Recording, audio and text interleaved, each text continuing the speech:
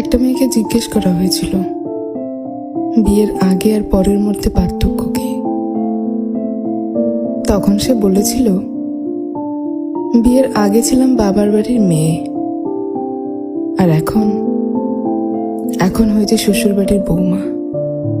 আগে আমার মুখে সবাই খাবার তুলে দিত, আর এখন আমাকে সবার মুখে খাবার তুলে দিতে হয়। আগে একটু ব্যথা পেলে চিল্লাচিল্লি করে সারা বাড়ি মাথায় তুলে ফেলতাম, আর এখন অনেক ব্যথা পেলেও একটা শব্দ করি না। আগে হাসার জন্য মা বকতো, আর এখন কাঁদতে গেলেও ভয় হয়। আগে একটু মন খারাপ হলেই মা বুঝে ফেলতো, কিন্তু এখন ভেতরটা চুরমার হয়ে গেলেও কেউ টের পায় না। আগে ভাবতাম বাইরের জগৎটা অনেক শান্তি, কিন্তু এখন বুঝি মায়ের আঁচলে নিজেই শান্তিতে ছিলাম।